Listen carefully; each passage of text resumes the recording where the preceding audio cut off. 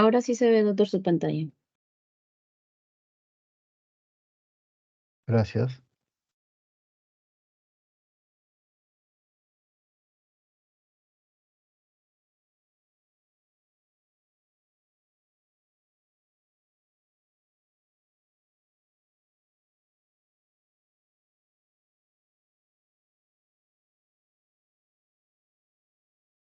Muy buenas tardes, señores alumnos de la Facultad de Medicina. El día de hoy vamos a dar inicio a la actividad práctica correspondiente a la actividad teórica correspondiente a lo que es patología de cuerpo uterino, miomatosis uterina.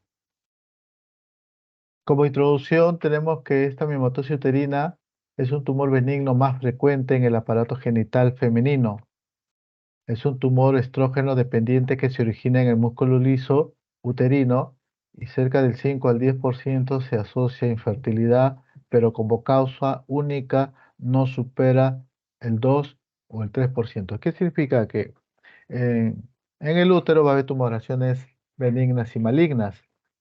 Las benignas, más que todo, el más frecuente es el miomatosis uterina. En algunos textos lo van a encontrar como leiomiomatosis, pero ese diagnóstico lo hace el patólogo o el médico anatomopatólogo, porque la pieza quirúrgica se baja patología y confirma el diagnóstico. Los malignos, que ya de repente lo van a ver más adelante, es lo que es el cáncer de endometrio y cáncer de cuello uterino. Es un tumor estrógeno dependiente, quiere decir que mientras que la mujer está en edad fértil, ¿qué significa en edad fértil? Que está en exposición con los estrógenos y progesterona, sobre todo el estrógeno, hace que actúe a nivel de la musculatura lisa, ocasionando alguna deformación y crecimiento de una masa o de un tumor benigno. ¿Por qué el 5 al 10% se asocia a infertilidad?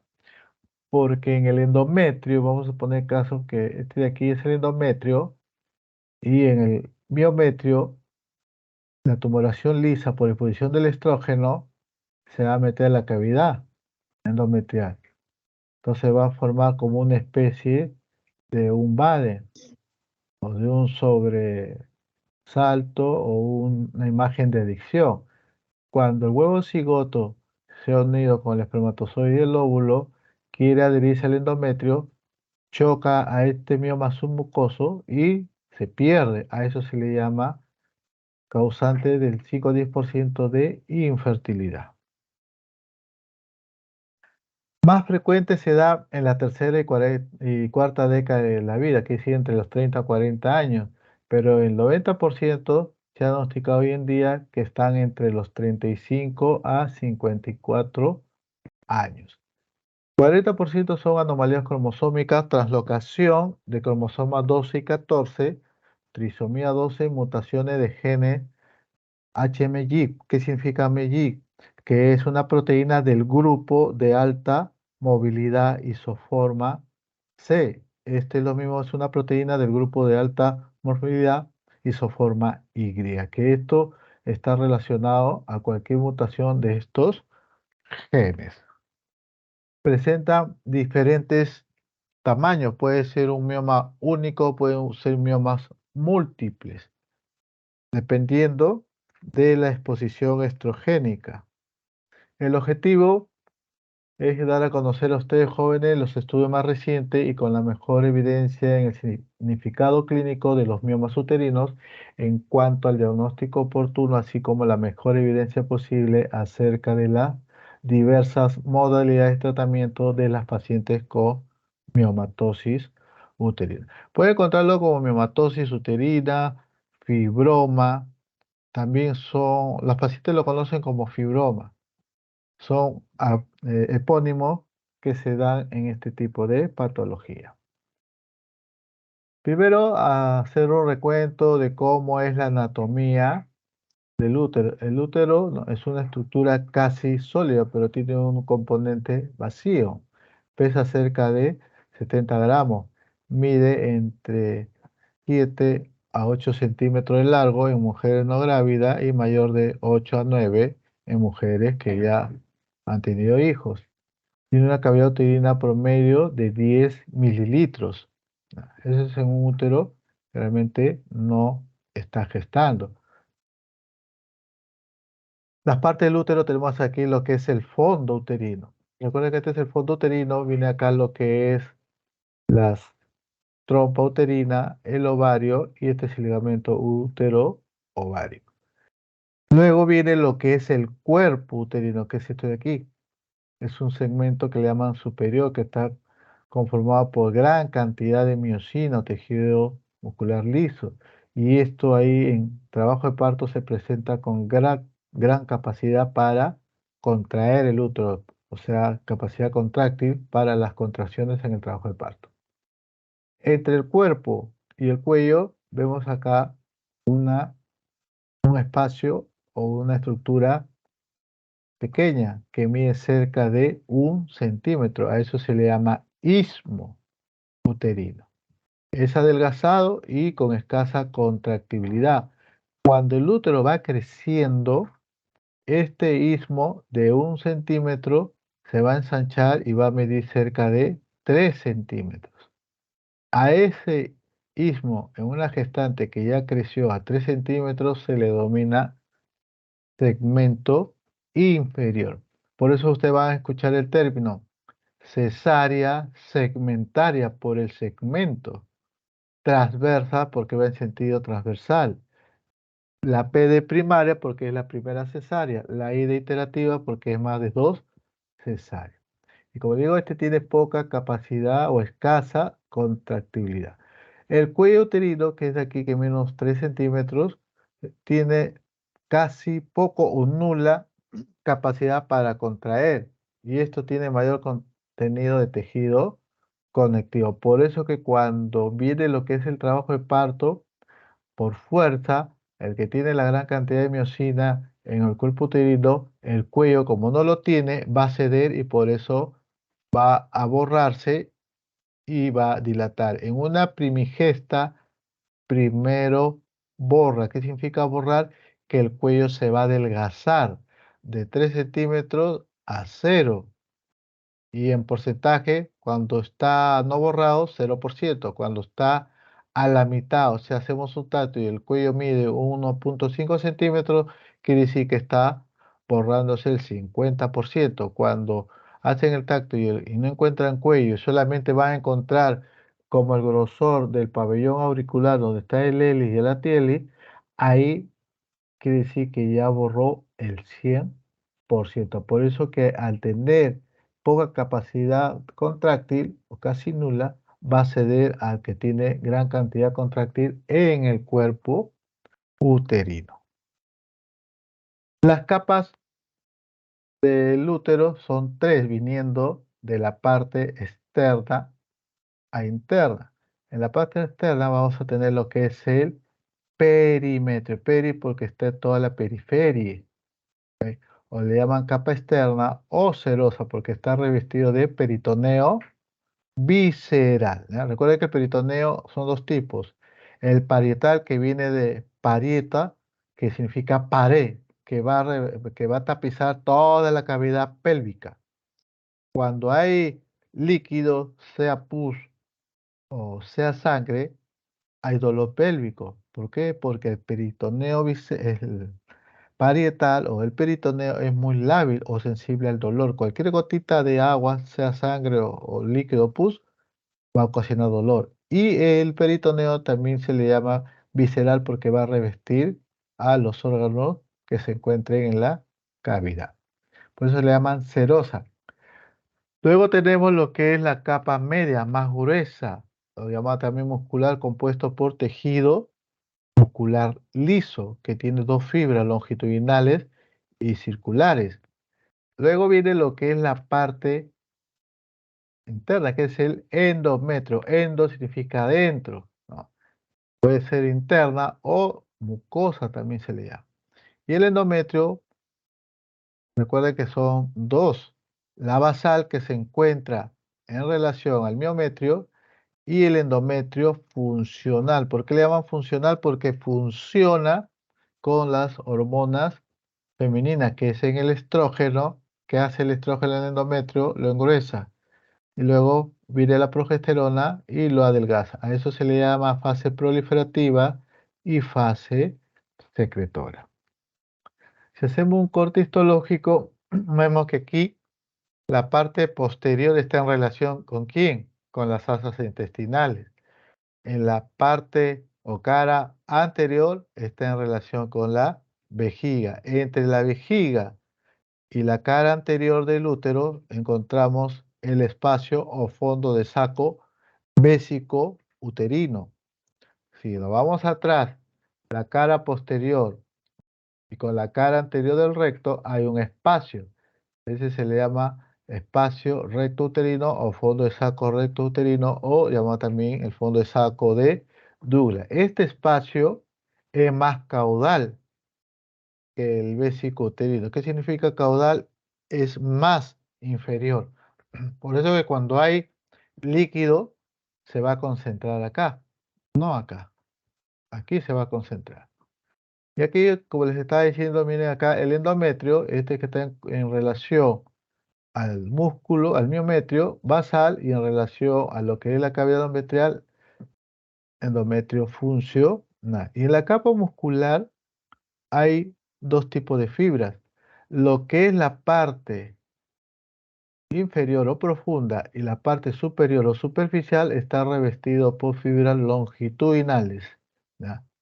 La parte media o intermedia está relacionada por las fibras circulares.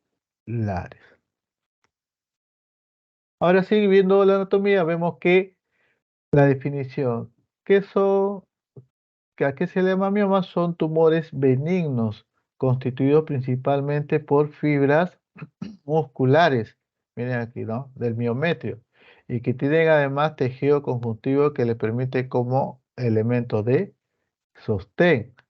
La denominación más correcta es la de leiomioma, ¿no? Como le digo, este diagnóstico lo hace el médico anatomo-patólogo, pero como también hay ciertos epónimos que les estaba diciendo, se le llama mioma, miomatosis, fibroma, fibromioma o fibroide. Cualquiera de estos epónimos vienen a ser lo que es miomatosis uterina, ¿ya?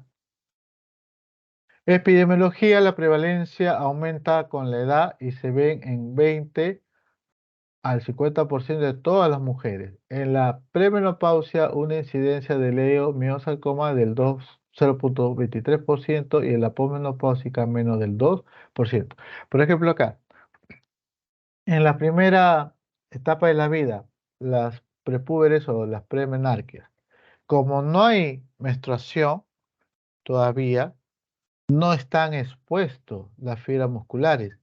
Entonces, es raro, por no decir, no se ve un mioma en una niña, salvo que a los 10 años empieza a arreglar, o incluso hasta, yo tengo una paciente a los 9 años está empezando a arreglar, es muy prematura.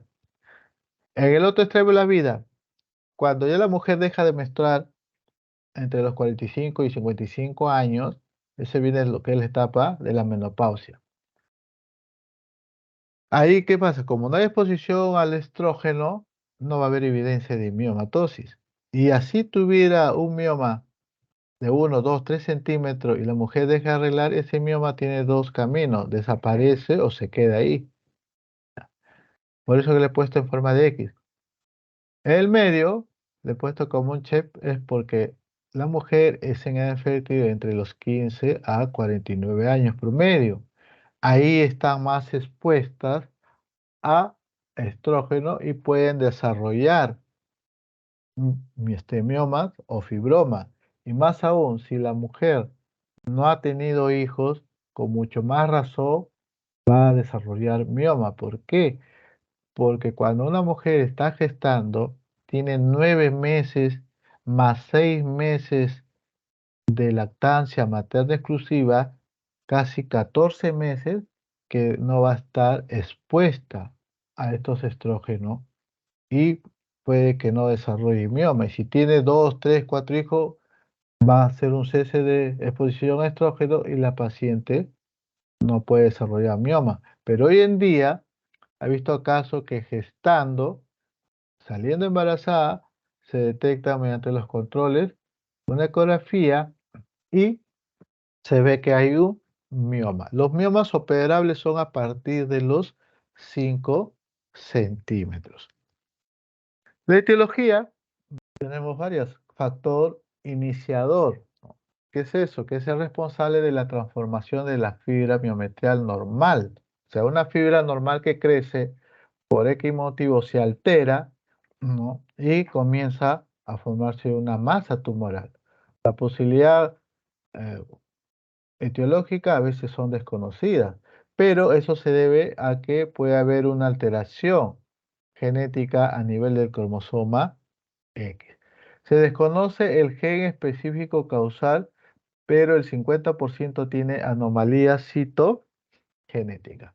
Hormonas esteroideas, lo que estamos hablando, los estrógenos como la progesterona se hayan involucrados en el crecimiento tumoral, más que todo con los estrógenos porque son estrógenos dependientes. Ahora, no todas las mujeres lo desarrollan, lo que sugiere que los estrógenos y progesterona por sí solos no son los únicos factores relacionados a la génesis. Estos involucran a factores promotores. Otro causa etiológica son los factores de crecimiento. Factor de crecimiento epidérmico, el factor de crecimiento similares a la insulina, el factor beta de transformación de crecimiento, la proteína relacionada con la hormona paratiroidea, factores de crecimiento unida a la heparina. Es en cuestión al crecimiento. En cuanto a la matriz extracelulares, los miomas contienen grandes cantidades de matriz extracelular formado por colágeno, proteoglicanos y fibronectina. Este MEG o matriz extracelular de los miomas contiene un 50% de las proteínas colágenas de los tipos 1 y 3. Entonces, estas son las 4 causas posibles de que se puedan desarrollar los miomas.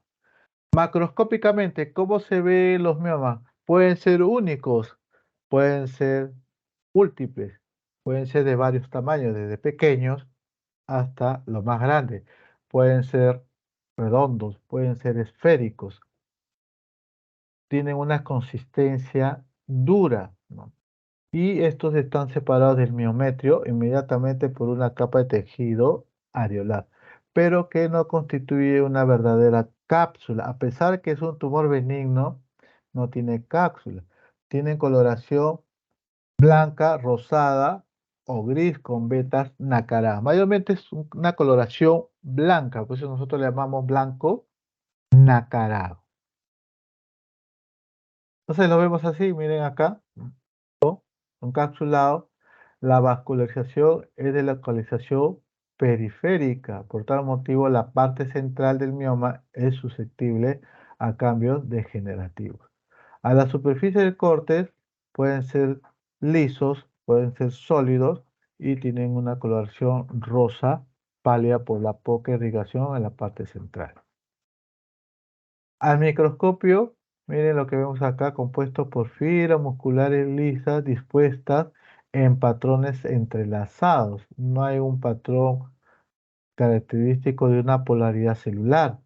Las células son uniformes y tienen distinta cantidad de tejido conjuntivo.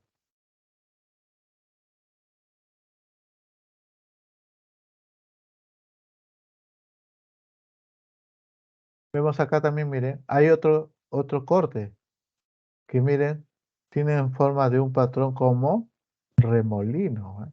Células uniformes, patrón de remolino. Su mitosis, vean acá, son raras, miren. Este es otro tipo de corte patológico. La frecuencia son los tumores más comunes de origen uterino. Es la patología pélvica más frecuente palpada dentro de la pelvis.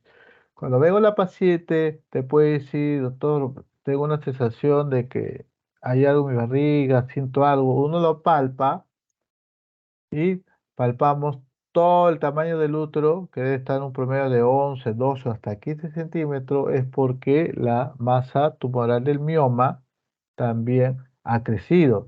Pero si vemos una masa a los costados, también tenemos que hacer diagnóstico diferencial con una patología de anexo que puede ser a nivel ovárico. La incidencia exacta no se conoce, está presente en el 20 a 25% de las mujeres en edad reproductiva y se estima que una de cada 4 o 5 mujeres que sobrepasan los 35 tiene mioma, siempre y cuando estas mujeres antes de los 35 y cuando lleguen a esa edad no han tenido hijos, se puede encontrar, como dice acá, una de cada 4 o 5 mujeres con miomatosis uterina. Se pueden encontrar fuera del útero, incluyendo tropas uterinas, vagina, ligamento redondo, útero sacro y bulbo, por ejemplo, los úteros sub, los miomas subserosos. Más frecuente de útero y en todo el tracto genital, incluso es la neoplasia que aparece con mayor frecuencia en la especie humana. Si hablamos de neoplasia, ustedes saben que hay neoplasia benigna y neoplasia maligna. Según edad, como le dije antes, raro antes de los 20, ¿no? Cuando recién se está iniciando hay poca exposición a- al estrógeno. Es rarísimo encontrar miomas a esa edad. Excepcionalmente, antes de que la mujer empiece a arreglar la etapa de la pubertad. Casi el 90% en la década del tercera, cuarta de la vida, pero ese traigo acá que incluso hasta más de 50 hay pacientes que presentan miomatosis uterina. Tiene más frecuente en mujeres nulíparas o infértiles, ¿no? ¿Por qué? Ya les dije, en nulíparas porque no hay un descanso de exposición de los estrógenos. Entonces sigue menstruando la mujer, no tiene hijos, no hay ese descanso hormonal. Entonces, por eso se desarrolla más en una mujer nulípara. En una mujer que ha tenido hijos multípara, es poco probable que no desarrolle mioma. ¿Por qué los infértiles? Al no tener fertilidad la mujer, tampoco va a tener descanso hormonal. Por eso que está propenso a que pueda desarrollar mioma uterino o miomatosis uterina. Factores de riesgo, vuelvo a repetir, 35 a 45 años. ¿Ya? La nuliparidad, obesidad y sobrepeso. ¿Por qué? Porque estos dos componentes, obesidad y sobrepeso, tienen efecto estrógeno sostenido. Condiciones que aumentan la exposición de estrógeno durante la edad reproductiva, menarca temprana y menopausia tardía. ¿Qué quiere decir? Que si una mujer empieza su primera regla, ejemplo, a los 10 años, ¿ya? Y tiene una menopausia tardía, ejemplo, su última menstruación es a los 50, son 40 años de exposición a estrógeno. Entonces es un factor de riesgo. Es preferible que la mujer, su menarquia sea tardía, o sea, que empiece a los 15 años, un ejemplo, y que tenga una menopausia precoz, que termine a los 40. Entonces, ¿cuánto? Ya, vamos a poner 45 ya. Son 30 años de exposición. Entonces, menos que el anterior, que son 10 de diferencia. Entonces, cuando es menos exposición, son menos propensos a desarrollar lo que es el miomatosis uterina. Cuanto más es la exposición, hay más riesgo de desarrollar. Por eso que tenemos que preguntar siempre en la historia clínica, ginecológica y obstétrica, ¿cuándo ha sido su primera menstruación? Y si la mujer ya pasa los 50, 55, preguntarle lo mismo y cuándo ha sido la última vez que vio regla. Tumores ováricos productores de estrógeno, fiesta de alta dosis y por tiempos prolongados de hormonas orales. ¿Por qué hormonas o anticonceptivos orales? Porque miren, justo el día miércoles hemos estado discutiendo el caso con los jóvenes que tocaba. Según la guía del MINSA, para efecto de planificación familiar, te ponen ahí serie de requisitos y contraindicaciones. y te ponen ahí que está contraindicado en pacientes que tiene mioma. Entonces, para iniciar un anticonceptivo, jóvenes, tenemos que pedir siempre una ecografía transvaginal, porque a la evaluación ginecológica, salvo que tenga un mioma, ¿cómo palpo un mioma clínicamente? Cuando le hago el tacto vaginal y veo que toda la parte, la cara posterior, con la mano que estoy haciendo el tacto y con la otra mano que estoy haciendo la evaluación bimanual, encuentro que el útero tiene bordes irregulares, palpo que tiene de repente una masa, entonces ya estoy sospechando clínicamente que la paciente tenga mioma. Pero si palpamos un útero homogéneo, quiere decir que no hay bordes irregulares y que no hay ninguna masa, pero ¿quién me garantiza que dentro del útero haya un pólipo o quién me garantiza que dentro del útero haya un mioma submucoso? Ahora lo vamos a ver más adelante el mioma submucoso. El mioma submucoso es una tumoración que se dirige hacia la parte interna o hacia la cavidad del útero. Entonces yo con una simple tacto no lo puedo palpar. Entonces, paciente que se le pide la ecografía y me dice que tiene un mioma de 1, 2 o 3 centímetros. Si yo no le hago la ecografía y le inicio tratamiento oral, puede ser anticonceptivos orales o puede ser anticonceptivos hormonales inyectables, le doy al mes, de repente a los 2 meses, viene la paciente sangrando, dice, doctor, no me está haciendo bien esto, parece que más me viene sangrado. Le tomas una ecografía, el mioma probablemente está creciendo y está produciendo el sangrado. Y eso no lo dice la guía del MINSA. ¿Quién hace la guía del MINSA? Hace el médico general y ahí y lo hace los tetras.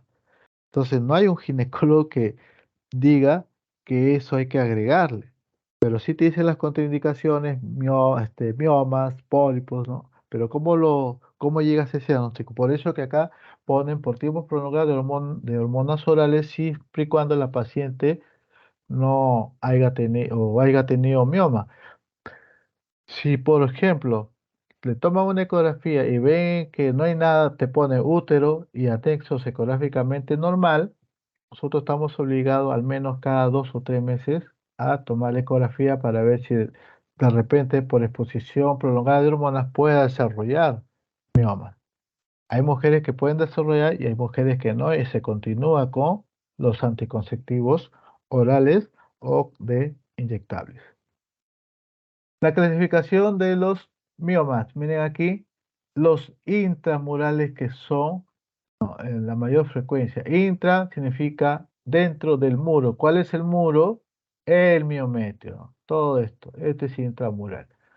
Es el 50%. El otro que le sigue es el subseroso. Miren aquí. Subseroso que es fuera del útero. De la misma serosa del perimetrio salen al exterior. ¿No? Y el otro son los submucosos, como ven acá, este es el endometrio, esta es la mucosa, por debajo de la mucosa se llama submucoso y pueden ser así. Estos son los miomas submucosos que son el 5%. ¿Ya? Luego cuando uno hace los cortes, vemos acá un mioma subseroso, un mioma intramural, acá vemos un mioma submucoso. Entonces, eso es lo que uno tiene que llevar a patología. Y vamos por partes, los miomas submucosos. Submucosos, ¿por qué? Porque están localizados por debajo de la mucosa o debajo del endometrio y crecen en la cavidad. Estos miomas, por ejemplo, aquí tenemos un mioma grande, submucoso. Entonces, por vía histeroscópica podemos hacer un corte y cortamos esta parte de acá. Y todo esto puede salir. Pero si este mioma submucoso se mete al miometrio, dos opciones tenemos. Podemos seguir intentando con la miomectomía heteroscópica y hacemos cortes justo en el borde de la submucosa, o se puede optar por sacarlo por vía alta. ¿Qué significa por vía alta? Mediante una laparotomía. ¿Ya? Y estos miomas submucosos alteran lo que es la línea endometrial. A veces la línea endometrial es así está relacionada con el endometrio, pero cuando hay un mioma submucoso, esa línea endometrial se distorsiona, ¿no? Se va a un lado. A eso que le llaman distorsión de la luz según su desarrollo.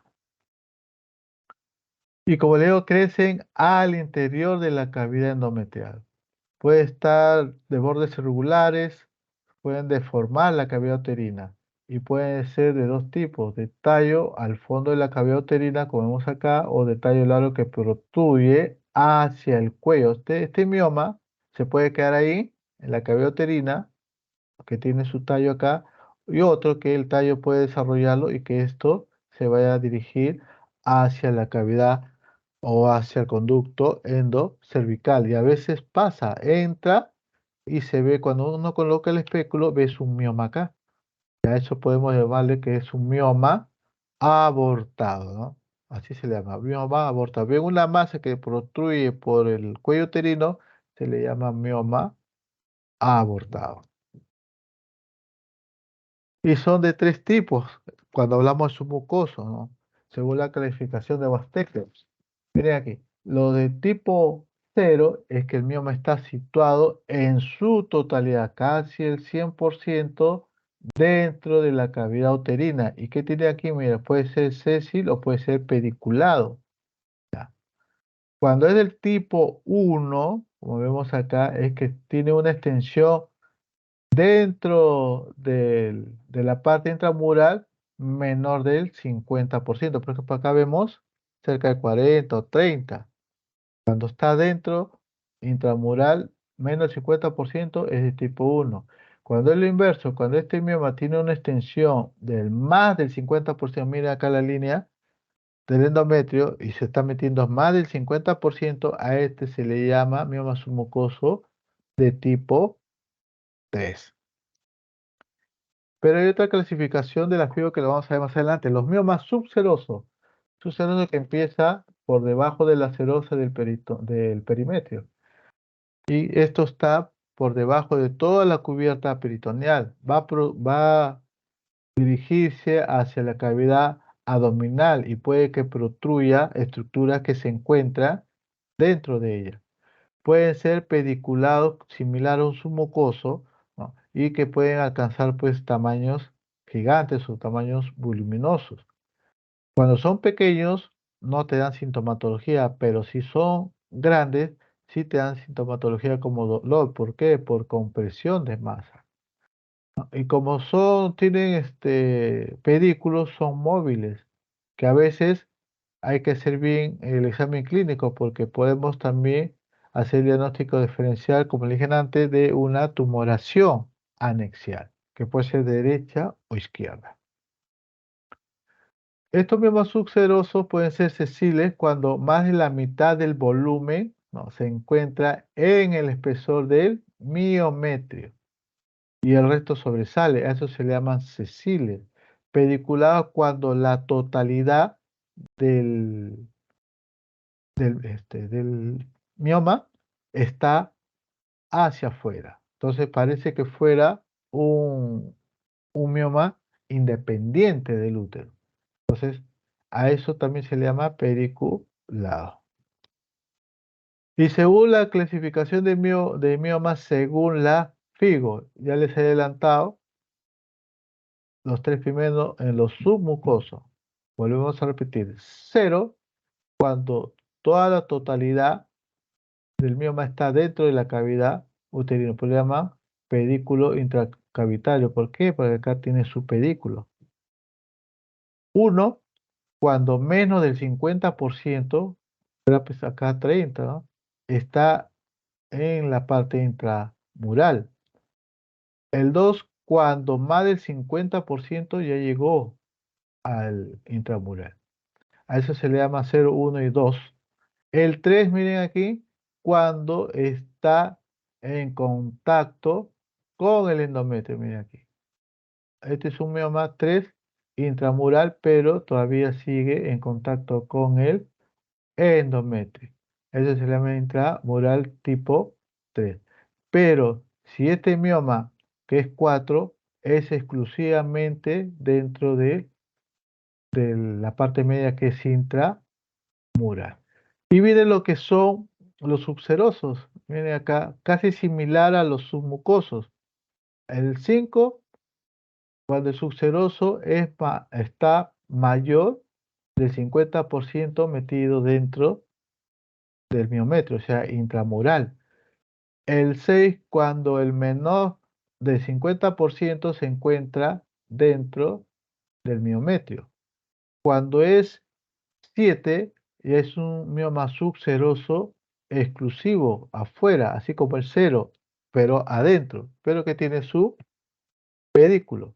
Y hay otros que le llaman híbridos que tienen dos componentes, que es el 2 y el 5, dos cifras separadas por un guión. La primera, que es el 2, precisa la relación con el endometrio y la otra, que es el 5, precisa la relación con la 0. Quiere decir, el 2 es aquí, está en relación a la parte intramural y el 5, que es esto, está en relación a la parte ceros. A esto con dos componentes de 2-5 se le llama híbrido.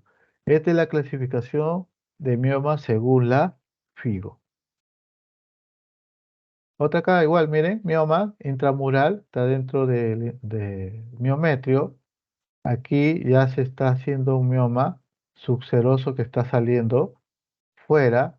Este es un mioma submucoso tipo 0 pediculado, mioma subseroso pediculado, y aquí tenemos un mioma submucoso que está llegando a la cavidad endometrial.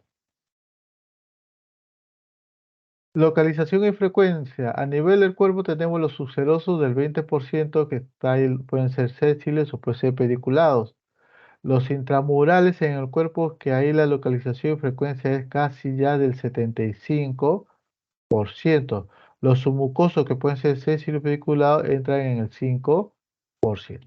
Y lo del cuello está en una localización y frecuencia de 0.5%, que puede ser sésil o puede ser pediculado, pero cuando ya se proyectan al cuello, quiere decir que ya el mioma está siendo abortado. Luego se va a ver los cambios degenerativos de los miomas, ¿no? Los miomas son objeto de gran variedad de fenómenos degenerativos. Tenemos 10 degeneraciones, ¿no? Que vienen a ser la hialina, quística, atrófica, calcárea, séptica, que a esto se le agrega infección más supuración, carnosa, la mixomatosa, sarcomatosa, grasosa y la necrosis. El que tiene mayor frecuencia y el que se ve más común es la degeneración hialina, que está presente en casi todos los miomas, y esto se ocasiona por crecimiento de elementos fibrosos. Por eso es que viene la palabra de fibroma. Fi viene de fibroso, oma, que viene de tumor. ¿Y en cuál lleva esto?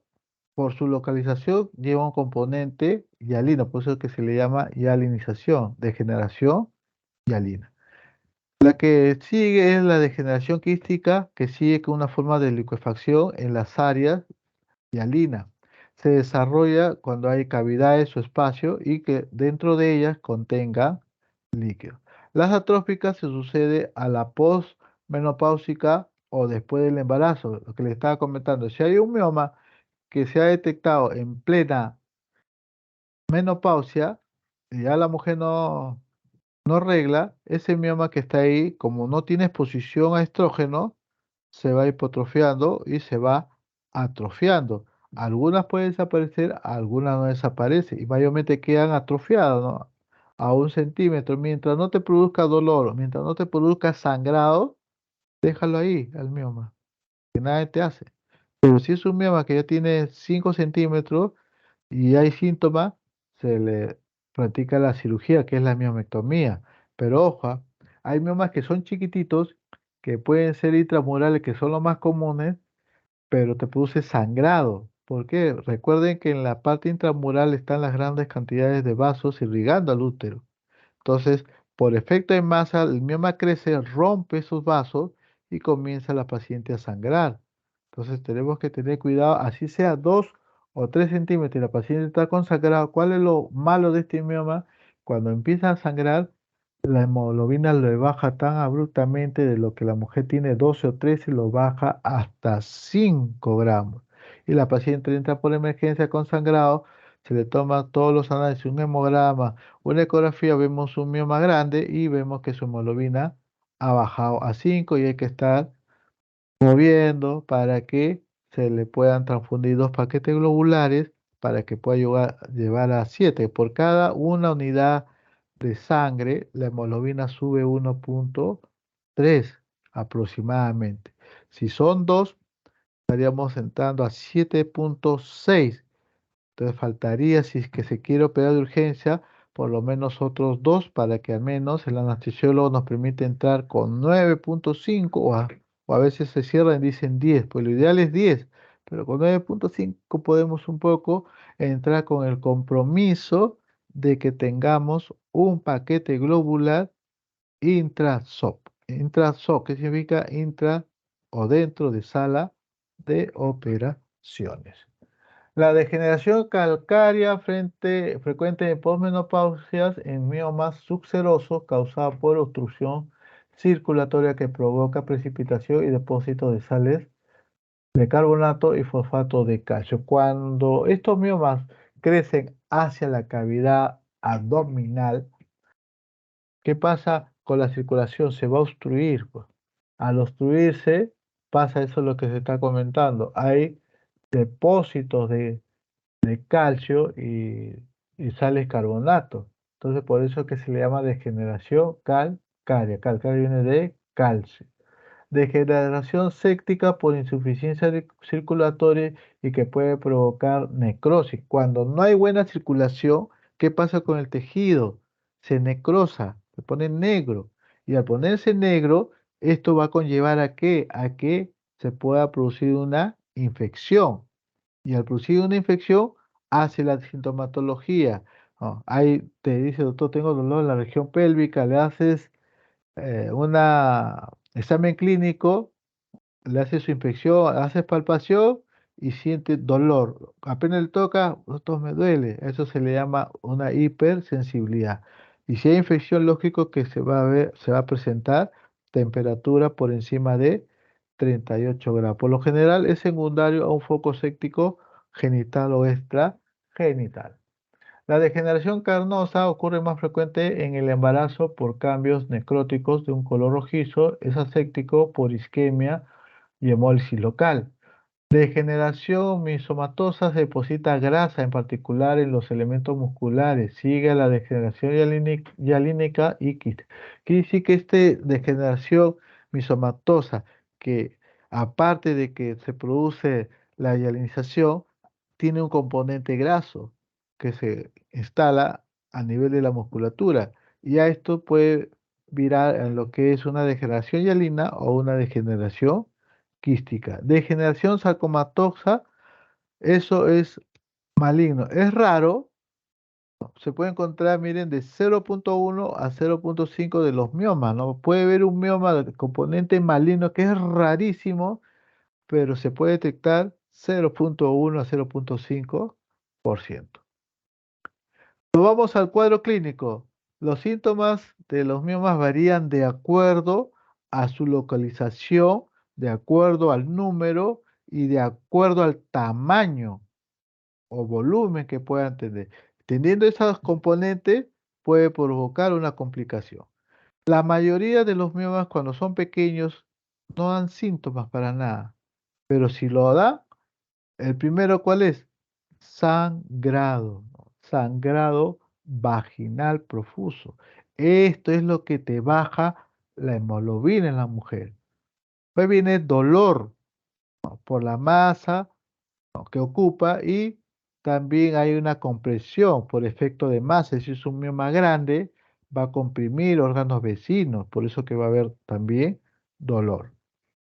Entonces, si vamos, vemos acá, la mujer, el sangrado, que es el síntoma más común. Puede ocurrir cualquier patrón de hemorragia uterina. Cualquier paciente con sangrado vaginal, el diagnóstico por el momento, mientras no sabemos qué es, hemorragia uterina anormal. Se puede descartar mioma, puede descartar embarazo, puede descartar otras patologías que te desarrolla sangrado vaginal. Lo más típico es la menstruación prolongada y excesiva. Puede ser por manchado pre y postmenstrual. Luego hay menorragias. ¿Cuál es la diferencia entre menorragia y metrorragia? Que la menorragia es el sangrado entre ciclos irregulares, perdón, o periodos irregulares. A eso se le llama menorragia, que el sangrado te produce dentro de la menstruación con ciclos irregulares. La metrorragia es un sangrado que es fuera del ciclo menstrual. Una mujer posmenopáusica no va a tener menorragia, pues, va a tener metrorragia, porque no está menstruando, pero tiene un sangrado, que puede ser por mioma, puede ser por pólipo u otra cosa más. Y la anemia, ¿por qué la anemia? Por abundante sangrado. Como le digo, baja la hemoglobina. ¿Por qué baja la hemoglobina? Por la deficiencia de hierro. Luego, dolor. Un mioma sin complicaciones no te produce síntomas, no hay dolor, no hay sangrado, no hay nada. Pero si el mioma es un poco grande y está localizado en un vaso por efecto de masa se rompe, hay dolor. Dolor agudo de los leiomiomas es por torsión si está pediculado o por infarto progresivo. ¿Ya? Entonces, ¿qué hay? Dolor durante el acto sexual. Tiene una masa, tiene el coito, hay dolor. El dolor se va hacia la región lumbar y el dolor es intenso a la menstruación por exposición a los estrógenos. Por eso que la paciente tiene una dismenorrea. Esta dismenorrea es causada ¿por qué? Por los miomas intramurales, ¿ya? Por los miomas intramurales. Por efecto de compresión sucede cuando los miomas, como le digo, son grandes, dan sensación de que están comprimiendo todas las estructuras que se encuentran a nivel pélvico o también puede ser a nivel abdominal. Y cuando hay ese tipo de compresión, te da sintomatología, por ejemplo, una sensación de llenura. Se siente la masa ahí que te está comprimiendo el estómago y dice, ah, no, ya estoy lleno, ya no quiero comer. Otro es las ganas de miccionar a cada rato, porque adelante del útero, ¿quién está? Está la vejiga, estimula el esfínter y tiene la sensación de ir a orinar frecuentemente, o sea, la poliuria, ¿no? Poliuria, polidixis. La vejiga, cuando hay compresión en vejiga, ¿qué te da? La polaquiuria, ¿no? O también puede ver que haya retención urinaria. A veces viene la paciente con un globo vesical. ¿Por qué? Porque a veces hay un mioma que está delante del útero y detrás de la vejiga va a comprimir el esfínter, y al comprimir no se estimula y la paciente no va a tener la gana de miccionar. Si este mioma se encuentra en la parte posterior, va a haber una constipación, es que sí va a haber ¿cómo se llama? Estreñimiento. Entonces la paciente va a tener dificultad para defecar. Si es a nivel abdominal, recuerde que el uréter es retroperitoneal, va a haber efecto de masa, va a comprimir el uréter, la paciente puede que se acumule líquido en el riñón, en la parte superior, o produciendo lo que es la hidronefrosis. O a nivel del uréter, impide que la orina baje por el uréter, va a haber una hidroureter, que el uréter se va a dilatar, se va a dematizar. Este es por efecto de masa. ¿Cómo se ve un mioma sobre o durante el embarazo? En la primera mitad del embarazo puede producir un aborto tardío, porque está el mioma ahí y no le va a dejar que se pueda adherir. En la segunda mitad del embarazo puede producir un residuo, la restricción de crecimiento intrauterino, porque como ese mioma es algo duro, no puede crecer. Ya. Hay distosia de presentación, a veces el feto no tiene posición fetal, a veces es podálico o puede ser transversa derecha o transversa izquierda. Eso ocurre en lo que es durante el embarazo. Durante el puerperio puede haber inercia uterina y hemorragia, ¿no? Con riesgo de infección puerperal. El diagnóstico siempre, como les digo, examen pélvico bimanual. Mioma submucoso, útero crecido, pero simétrico. Miomas subserosos se encuentran separados del útero. Ustedes hacen un tacto y van a encontrar que en el útero arriba hay otra masa, pero unido por un pedículo. Los miomas cervicales van a poner el espéculo y van a ver que el mioma está saliendo por el canal endocervical y lógico que va a salir al nivel de la vagina. A eso se le llama miomas abortados. Fluxograma, síntomas, sospecha de mioma, hemorragia, dolor, signo de compresión. ¿Qué se hace? Exploración física, palpación bimanual. Luego, ecografía. Si es positivo, la ecografía te dice masa tumoral de tantos centímetros compatible con mioma. Diagnóstico, miomatosis uterina. Si te pone ahí negativo, pero ven que hay una derivación de la línea endometrial, por favor el micrófono, se puede hacer una histerosonografía. ¿Qué es la histerosonografía? Poner cantidad de líquido dentro de la cavidad endometrial. ¿Para qué? Para separar el endometrio y podemos estar frente a un mioma submucoso o frente a un pólipo endometrial. Y si a eso le podemos hacer biopsia, lo podemos hacer, ¿no? En la ecografía, casi el 95 y 100% tiene de sensibilidad que nos puede detectar un mioma. Por ejemplo, acá tenemos un mioma, miren, calcificado. Es el método más útil, ya que es posible determinar su tamaño, localización y sobre todo si pueden ser únicos o pueden ser múltiples. Y aquí, miren acá, tenemos otro tipo de mioma, ¿ven? Acá calcificado y acá, miren acá. Otro. Todo esto es el útero de la cabeza. Perimetrio, miometrio y endometrio. Esta es lo que yo le digo la línea endometrial. Cuando esta línea, si acá hay un mioma, esta línea, en vez que siga recto, se desvía, puede ser que sea un mioma submucoso. Luego otro diagnóstico que podemos hacer por vía histeroscopio o histeroscopio. ¿Qué significa? Que con un canal mediante una cámara entramos por vía vaginal. Lógico que se tiene que hacer previa preparación a la paciente, porque recuerde que eso se hace cuando la paciente no esté menstruando.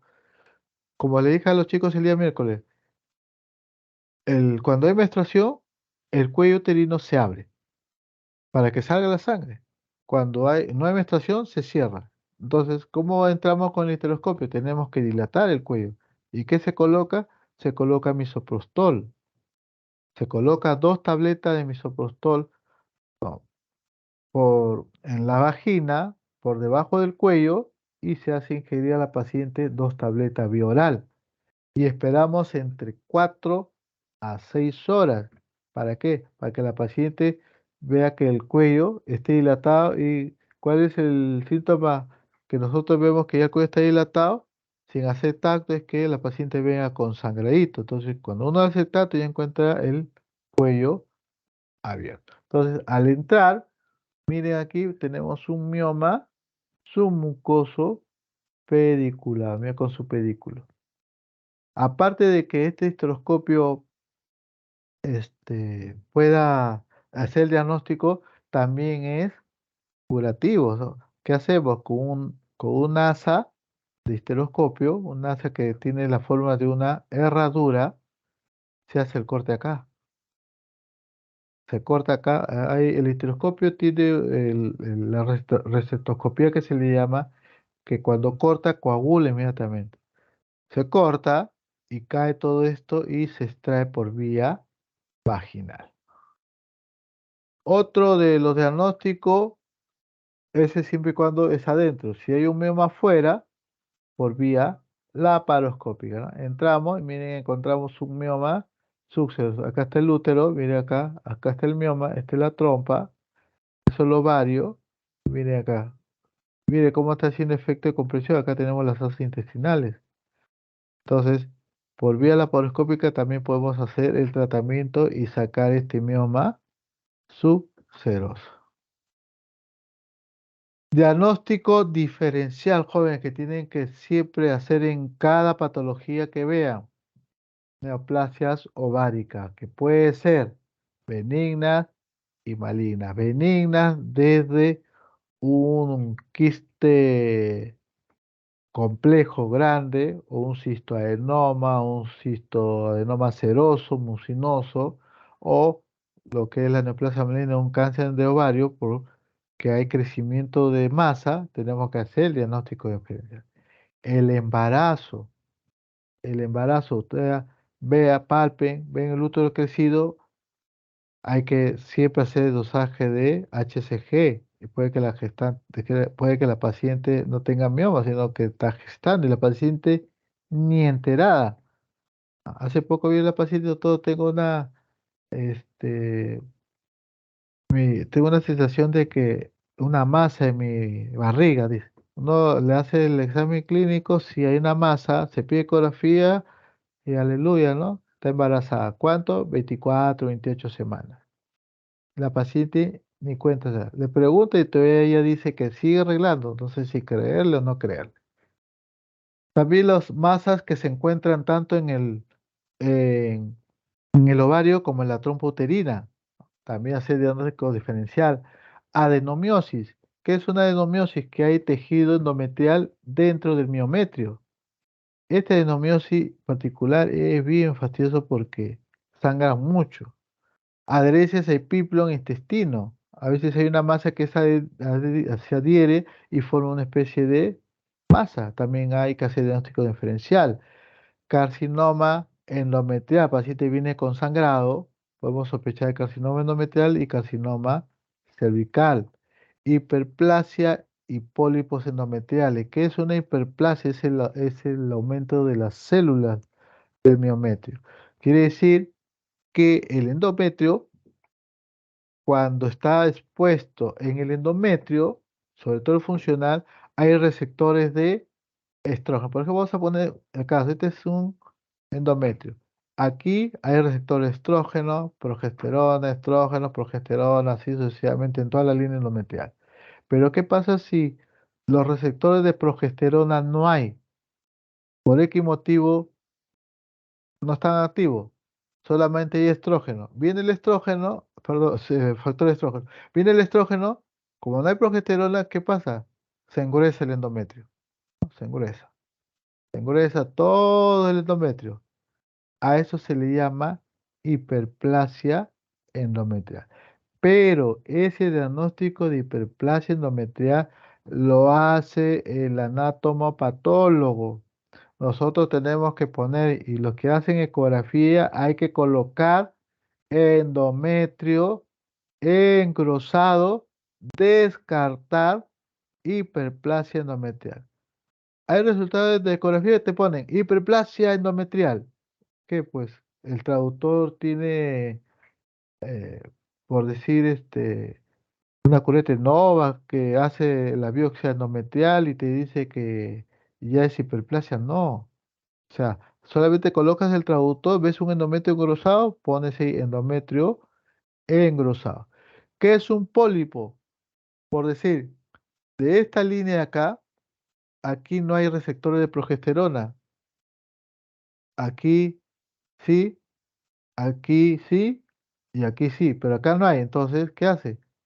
Hay exposición de estrógeno, el endometrio se engruesa así. A esto también se le llama hiperplasia focal. Este es el pólipo endometrial. Si por ejemplo acá no hay receptores de progesterona, puede salir otro pólipo. Y la paciente puede tener uno, dos o tres pólipos que se pueden presentar en la cara anterior, en la cara posterior, en la pared lateral derecho, lateral izquierdo. A eso se le llama hiperplasia y pólipos endometriales.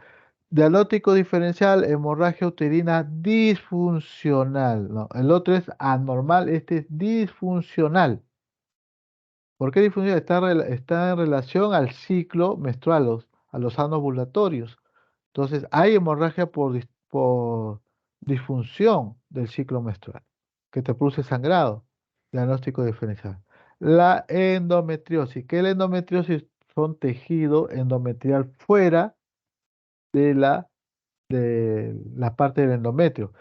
Si se presenta en el útero, se le llama endometriosis ovárica o quiste endometriósico ovárico. ¿Y qué es la endometriosis? Son tejidos endometrial que se van a adherir o se van a poner a un órgano, en este caso en el ovario. No le gusta el ovario, se van a la cavidad pélvica. ¿Y qué se presenta? Como focos endometriósicos, como puntitos, así ve acá, ¿ve? Este es un foco endometriósico, otro, así lo vemos, puntitos, pero achocolatado. Y esto es primera causa de dolor pélvico crónico. ¿Ah? Entonces, esos son los diagnósticos diferenciales. Complicaciones en el embarazo, en el segundo y tercer trimestre los miomas pueden aumentar de tamaño y son frecuentes las degeneraciones rojas carnosas debido a que en el embarazo pues va a obstruir la circulación sanguínea. Por eso se llama una degeneración roja carnosa. Durante el trabajo de parto puede haber distocia de contracción. ¿Por qué?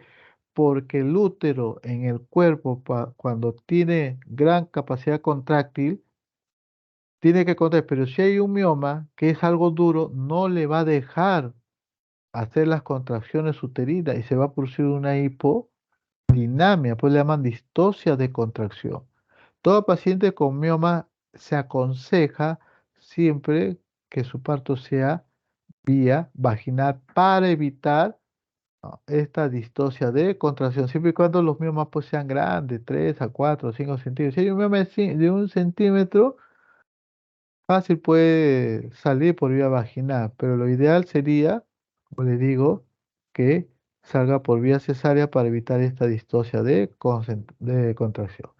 Luego, ¿qué te produce? Distocia fetal, ¿no? Puede haber distocia de precipitación, a veces no está de cabeza, después está pélvica, puede estar transversa, puede estar oblicua por la presencia de mioma.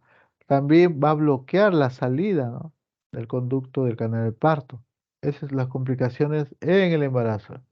En las no embarazadas, la complicación es anemia severa o grave. Una paciente que tiene 5 hemoglobina es una anemia severa. Y ustedes lo ven, ¿ah?, caminando, como si nada, está pálida, mucho sueño, pero llegan caminando, le tomamos el análisis, anemia severa. Obstrucción uterina e intestinal también. Transformación maligna, que es raro, también se pueden torcer los miomas, sobre todo los que son subserosos. Puede producir infección, ruptura y lesión o ligadura ureteral durante las cirugías. Complicaciones de los ulcerosos, torsión del pedículo más infarto hemorrágico y necrosis. Lógico, pues sí, si el mioma ulceroso está unido por un pedículo, ¿qué va a pasar? Se va a mover la masa. Al moverse ese pedículo que está pasando un vaso para irrigar ese órgano, se comienza a obstruir, produciendo un infarto. No hay buen pasaje de sangre y se puede necrosar. Dolor abdominal agudos, cuando hay una masa grande, nos puede simular un signo de irritación peritoneal, un abdomen agudo quirúrgico. A veces veo, uy, está signos peritoneales, se tiene que entrar a veces a sala de emergencia. Intraligamentarios comprimen uréteres y vasos ilíacos, desplazan tropas y ovarios, se confunde con tumor ovárico, ¿no? También hay a nivel intraligamentarios. Los intramurales, perdón, proliferan en la porción central del miometrio, simétricos y esféricos. Los de gran tamaño o múltiples ocasionan cambios importantes en la forma del útero, que puede ser tanto su longitud como su anchura. Estos miomas intramurales es la que distorsionan la línea endometrial, ¿no?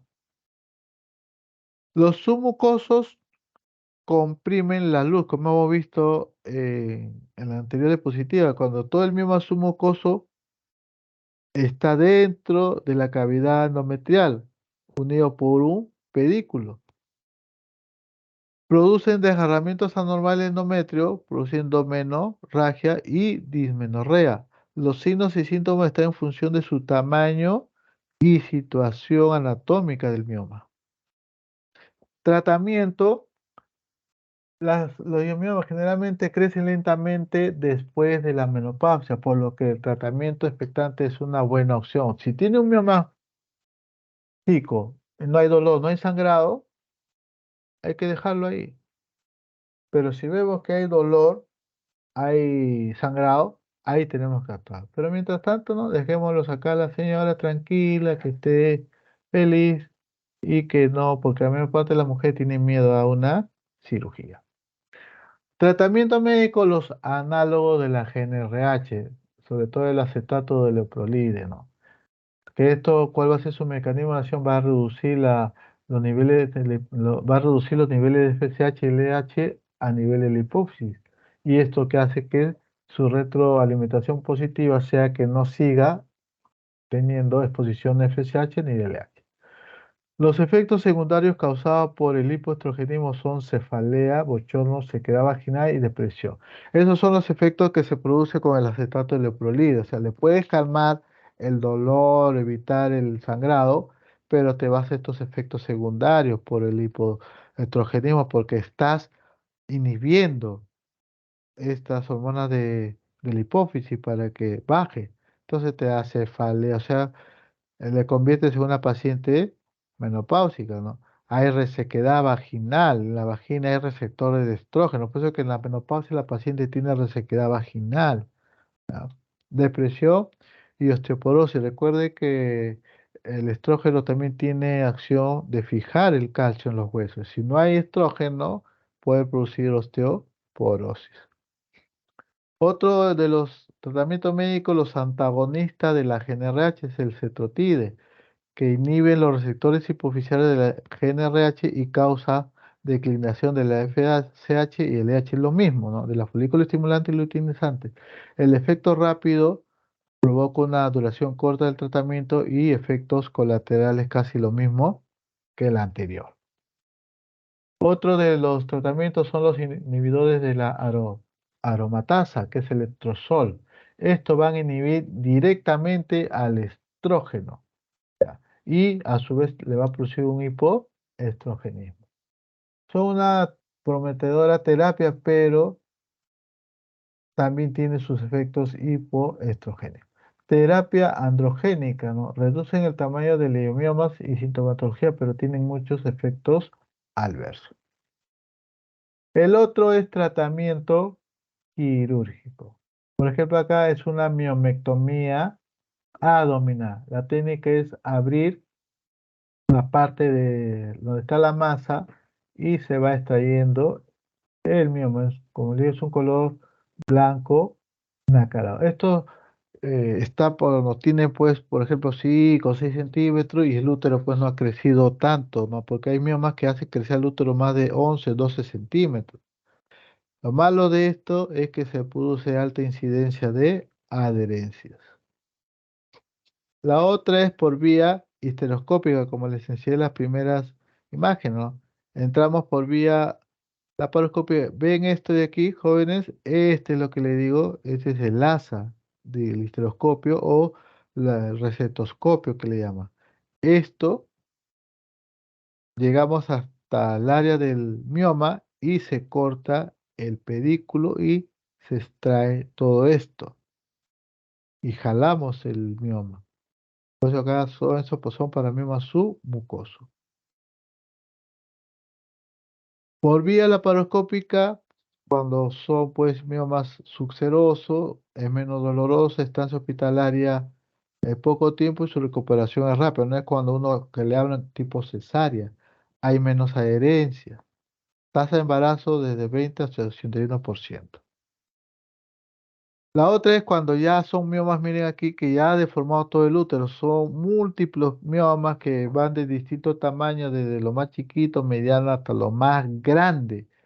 Entonces, si ya la paciente tuvo hijos, 2 o 3 hijos, ya tiene 45 no, años o 50 y ya no va a querer tener hijos porque ya no arregla, lo ideal es sacar toda la matriz que también le llaman. Esta es una esterectomía abdominal total, ¿no? Que se saca todo lo que es el abdomen, perdón, todo lo que es el útero, se está.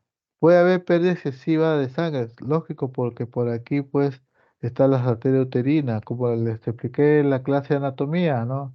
En la primera clase, la cruz del ginecólogo, ¿no? arteria uterina y el uréter que baja a 2 centímetros de dónde? Del cuello uterino.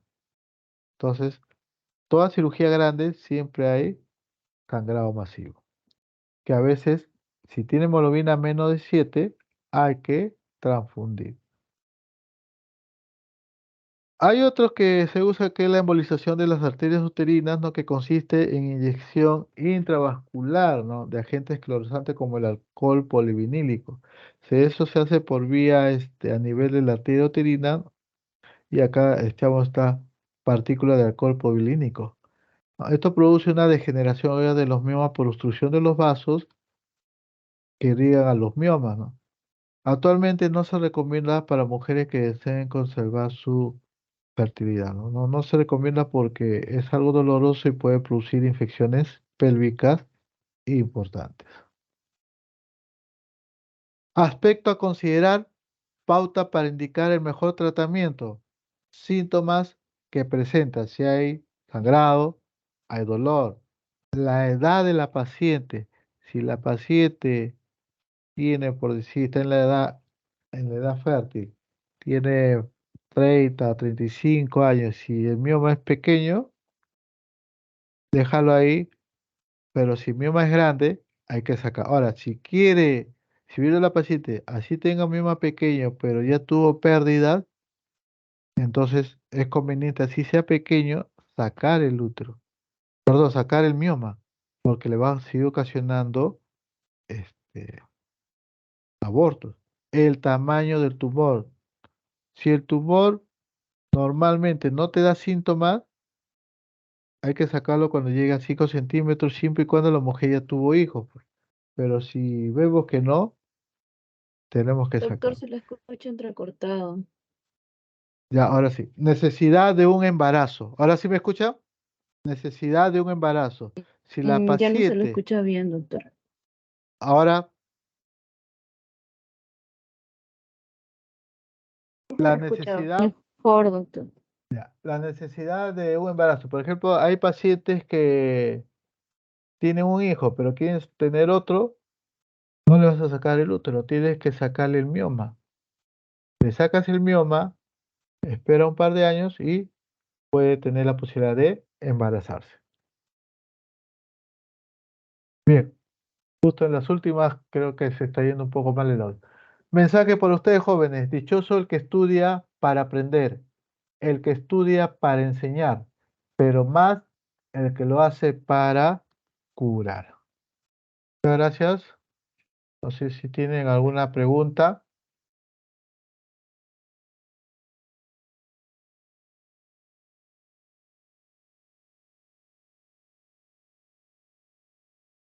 Doctor, ¿Preguntas? yo tengo una duda con respecto a lo que mencionó de las pacientes con menopausia precoz, que tienen menor riesgo de desarrollar miomatosis uterina. Eh, si estas pacientes son hormonodependientes debido a la deprivación hormonal, en este caso de los estrógenos, necesitan, ¿tienen alguna probabilidad de desarrollar miomatosis, doctor? Los que tienen menopausia precoz, Ajá, sí, doctor, menopausia precoz y bueno, están con tratamiento hormonal debido a los síntomas que presentan. ¿qué tratamiento hormonal? ¿De qué síntomas? ¿Te refieres a los Bueno, miomas? les dan estrógenos y progestágenos. No, las pacientes con menopausia, algunas pacientes que tienen sus síntomas que no son tolerables, se les dan hormonas. Bueno, eso es lo que nos explicaron en la clase Ah, de claro, climaterio. sí, está bien, Ajá, claro. mi pregunta era si esas pacientes hormonodependientes tienen a desarrollar miomatosis también. Cuando en las pacientes te refieres a las terapias de reemplazo hormonal, ¿no es cierto? Así es, doctor. Que este, te va la, te va a quitar todos los efectos de la menopausia, ¿ya? ¿Ok? Te va todo el efecto de la menopausia.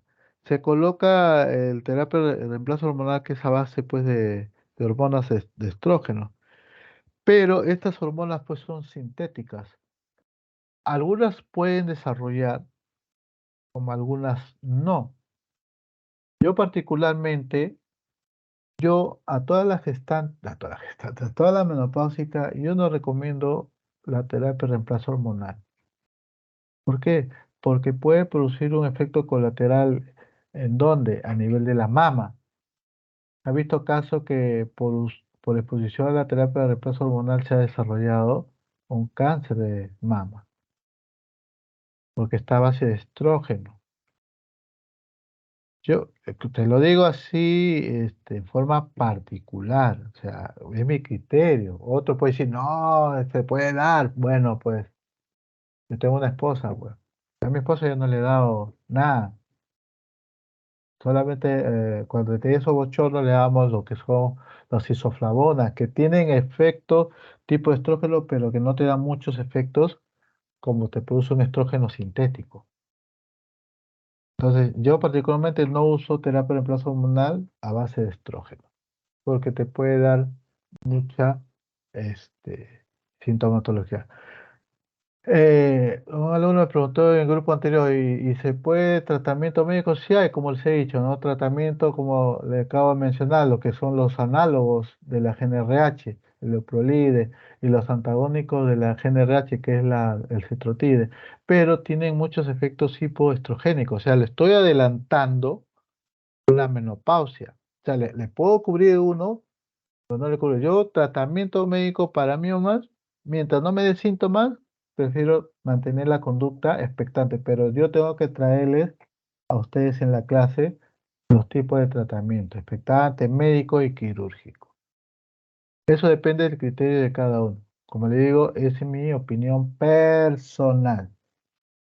Los criterios médicos están descritos, depende de cada uno. Yo no les doy, porque puede traer efectos colaterales o efectos adversos, lo que quiere mal.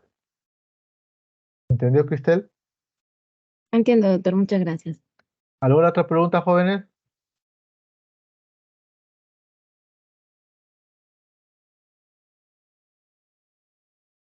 ¿Todo en tel o todo Movistar?